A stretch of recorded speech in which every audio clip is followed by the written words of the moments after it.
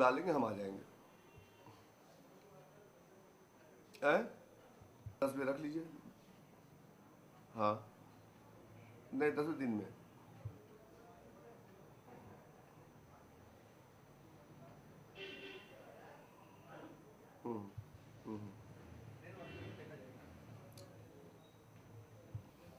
दुबे जी, आप बहुजन समाज पार्टी से लोकसभा के प्रत्याशी लखनऊ में, जी हाँ। आप किन मुद्दों को लेकर जनता के बीच जा रहे हैं?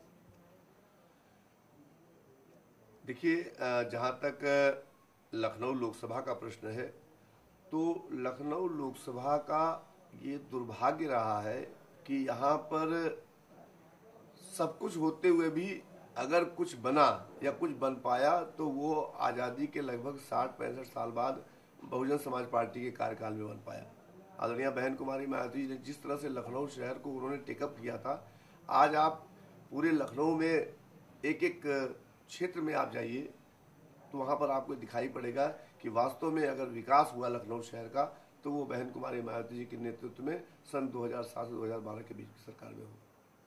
लेकिन स्थितियां बदली हैं, अब विकास मुद्दा न रहकर धीरे धीरे जाति और संप्रदाय ध्रुवीकरण की तरफ बढ़ रहा लखनऊ का चुनाव, ये आप इसको किस तरह देखते हैं? देखिए, जहाँ तक जाति और संप्रदाय का मुद्दा है तो ये बनाया जाता है। इसको सन 2012 से इसका निर्माण शुरू हो गया, जब एक साजिश के तहत, एक प्लानिंग के तहत इस प्रदेश में जगह जगह दंगे कराए गए, प्रायोजित दंगे, इसको आप सरकारी दंगे कह सकते हैं। सरकारी दंगे कराए गए। मुजफ्फरनगर में बहुत बड़ा दंगा कराया गया। मोदी जी का उद्भव कराया गया। मोदी जी की जगह जगह शासकीय मीटिंगें कराई गई और उनकी रैलियों का जो महिमा मंडन किया गया, उसके आधार पर इस प्रदेश में यह प्रयास किया गया। लेकिन जनता ने इस प्रयास को एकदम नकार दिया है। जनता ने ये ठान लिया है कि जिसने हमको कानून व्यवस्था दी, जिन्होंने हमको विकास दिया, जिन्होंने गरीबों को उत्थान किया, जिन्होंने गरीबों को 5 साल लगातार रोजगार दिया, पूरी की पूरी जनता आज उन्हीं के साथ जाएगी। इसलिए सब लोगों ने ये मन बना रखा है कि इस बार हम लोग बहुजन समाज पार्टी के साथ जाएंगे।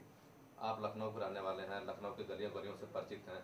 लखनऊ में करीब 2.5 लाख जरदोजी कारीगर हैं। जी हाँ। इनकी तरक्की के लिए आज तक किसी ने कुछ नहीं किया। जी हाँ। जबकि आपकी भी सरकार यूपी में 3 बार रही, तो क्या ऐसा कुछ सोच रहे हैं कि इनके लिए कुछ होना चाहिए या क्या इनकी स्थिति है? देखिए, जरदोजी के अधिकांश कारीगर, उनके नेता, उनके प्रतिनिधि, ये सब लोग हम लोगों के संपर्क में हैं। एक हम लोगों ने मेमोरेंडम भी तैयार किया है। मेमोरेंडम को हम लोगों ने अपने राष्ट्रीय नेतृत्व को सौंप भी दिया है। हमारे राष्ट्रीय महासचिव परम आदरणीय श्री सतीश चंद्र मिश्र जी ने उस पर काफी गंभीरता से उसको अध्ययन भी कर लिया है। और हम लोगों का पूरा ये प्रयास रहेगा कि सन 2017 में सरकार बनते ही हम लोग जरदोजी के हमारे भाई जो कारीगर हैं, उनकी जो दुश्वारियां हैं उसको दूर करने का हम लोग प्राथमिकता से प्रयास करके उनको समर्पण कराएंगे। आप घर घर जाना शुरू कर दिया, मतदाताओं से आपका लगातार संपर्क में है लोग, तो आपको किस तरह की समस्या से अवगत कराते हैं? क्या मुख्य समस्या है कि लखनऊ की बता रहे हैं? असल में सन 2012 से इस लखनऊ शहर में खासतौर से गवर्नेंस की नाम की कोई चीज रही नहीं गई है। अगर आप गलियों में जाएं तो वहां पर कोई कूड़ा उठाने वाला नहीं है। नाली लोग स्वयं सुबह हमको साफ करते वहां दिखाई पड़ जाते हैं। अपने गली का कचरा लोग खुद उठाते फिरते हैं। तो यहाँ पर जैसे कहते हैं कि कोई किसी का कोई पुरसा हाल नहीं रह गया है। तो जनता ने भी अब ये एक अपने आप स्वीकार कर लिया है कि उन लोगों से गलती हो गई है और उस गलती का वो खामियाजा भुगत रहे हैं। उसका जवाब वो 2014 में और 2017 में यहाँ के पार्टियों को देने का काम करेंगे। जहाँ तक आप आरोप लगा रहे हैं सरकार की निष्क्रियता है, लेकिन यही सरकार बार बार अखिलेश यादव, उनके मंत्री या उनके पार्टी के बड़े नेता मायावती जी पर आरोप लगाते हैं कि केवल पत्थरों का उनसे मोह था, विकास नाम पे कुछ नहीं किया। इसके बारे में क्या कहें? बहुत दुख होता है कि शायद उन लोगों को दिखाई नहीं पड़ता। अगर आप यहीं से 3 किलोमीटर की दूर पर चले जाएं तो वहाँ पर आपको इतनी शानदार उर्दू अरबी फारसी यूनिवर्सिटी दिखाई पड़ेगी, जिसको कि बहन जी ने कितनी लगन से तामीर कराने का काम किया और आज वहीं पर काम रुक गया है। ये लोग अपने आप को मुस्लिम समाज के लोगों का बहुत बड़ा रहनुमा कहते हैं। उस यूनिवर्सिटी में पिछले 2-2.25 साल से मात्र 17 करोड़ रुपए रिलीज किए गए और वहां की लागत जो 279 करोड़ थी, आज वो लागत 332 करोड़ पहुंच गई है। आप वुहान रोड पर चले जाइए, विकलांगों के लिए पूरे एशिया में ऐसा विश्वविद्यालय नहीं है। ये समाजवादी पार्टी वालों को नहीं दिखाई पड़ता है। अम्बेडकर हॉस्पिटल ये समाजवादी पार्टी वालों को नहीं दिखाई पड़ता है।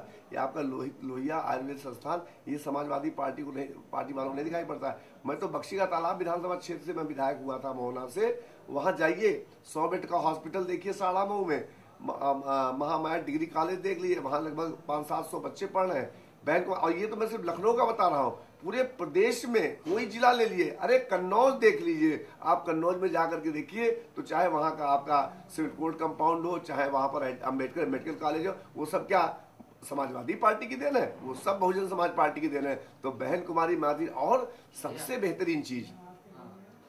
बेहतरीन चीज तो पूरे के पूरे उत्तर प्रदेश में लाखों की तादाद में उन लोगों को, उन शहरी गरीबों को जिन्होंने अपने सर के ऊपर कभी पक्के छत होने का सपना भी नहीं देखा होगा, उन लोगों को बहन कुमारी मायावती जी ने बिना किसी का एक पैसा खर्च हुए लाखों की तादाद में पक्के मकान बनाकर देने का काम किया। तो ये सब काम बहुजन समाज पार्टी कर सकती है। अब पत्थर दिल वालों को पत्थर ही दिखाई पड़ेगा, उस पत्थर के पीछे जो भावना बह रही है, उस पत्थर के पीछे जो मंशा है, उस पत्थर के पीछे जो सोच है, वहां तक वो पहुंच ही नहीं पाएंगे। जो अपना सुबह निर्णय लेकर के शाम बदलने काम करते हैं, जिन्होंने 3-3, 4-4 महीने अपने कैबिनेट मंत्रियों को विभाग आवंटित नहीं कर पाए, वो क्या जाने। और बाकी तो आप जान ही रहे हो, इनको की सफाई में जंगल बनाने से फुर्सत नहीं है, इनको की सफाई में एयरपोर्ट बनाने से फुर्सत नहीं है, जिनको हेलीकॉप्टर में घूमने से फुर्सत नहीं है, जिनको नाच गाने से फुर्सत नहीं है, उनके पास तो रटे रटाए डायलॉग है।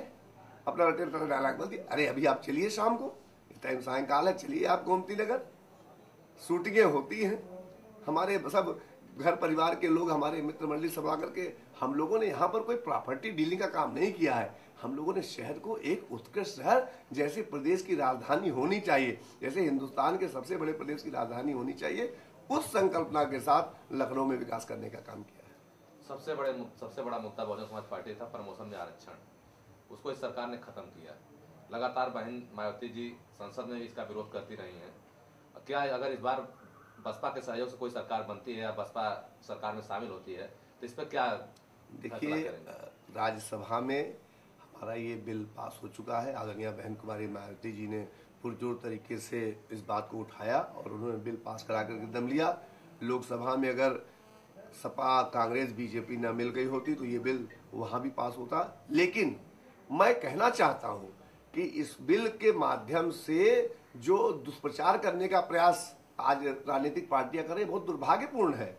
ये व्यवस्था पिछले 1950 से चली आ रही है, लेकिन मैं क्या बताऊं कि इसको राजनीतिक लाभ के लिए लोग ऐसा बना देते हैं। भाई किसको उसका लाभ मिलना है, कौन उसका लाभार्थी हो रहा है। लेकिन अब वही कहते हैं कि भाई माननीय उच्चतम न्यायालय से एक फैसला हो गया, उस फैसले की जानबूझ करके लचर पैरवी की गई, लचर पैरवी की वजह से ये समस्या उठ खड़ी हुई और समस्या ने यह रूप ले लिया। लेकिन हम लोग का तो बहुत साफ कहना है कि हम लोग तो गरीब सवर्णों को भी चाहते हैं, उनको रिजर्वेशन मिले। हम लोग तो चाहते हैं जो भी समाज का कमजोर तबका है सबको उठने का मौका मिले, ताकि समाज में एक समान धारा बन सके और सबको उन्नत, सबको विकास मिले। आप आंख बंद कर लेते नींद। और सबसे बड़ा मुद्दा लखनऊ के लिए आप क्या करें? देखिए, लखनऊ शहर के लिए हम लोगों ने बहुत कुछ किया और पूरे मनोयोग से, पूरी निष्ठा से, पूरी ईमानदारी से, और गली गली जा करके मैंने तो अभियान चलाया था कि हमारे यहाँ लोग सुबह शिकायत लेकर के आते थे, मैं ठीक 2 घंटे बाद नगर निगम और वहाँ के अधिकारियों को लेकर के वहाँ नारियल फीता लेके पहुँच जाया करता था।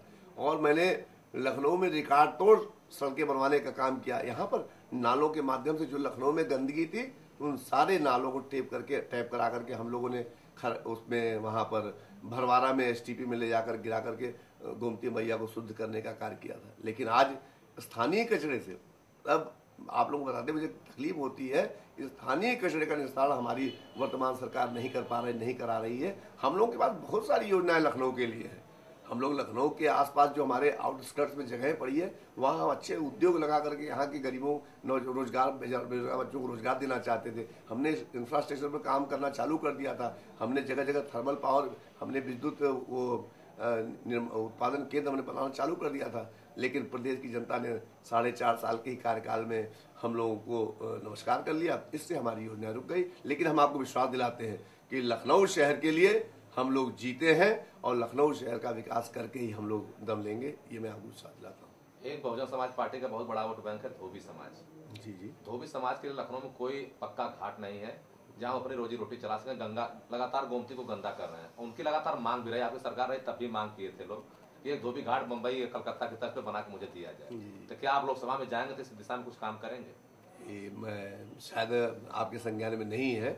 अगर आप इधर बालागंज से बाईं तरफ घूमिएगा तो मैंने अपने हाथ से वहां पर धोबी घाट का उद्घाटन किया है, और एक नहीं 4-4, 5-5 धोबी घाटों को बना करके हम लोगों ने धोबी समाज को देने का काम किया है, और उसका पारितोषिक धोबी समाज ने तय कर लिया है, रजक समाज ने तय कर लिया है कि उसका पारितोषिक हम लोग 2014 में अपने नकुल भैया को देने जा रहे हैं। आप अंत में लखनऊ जनता से क्या कहना चाहते हैं?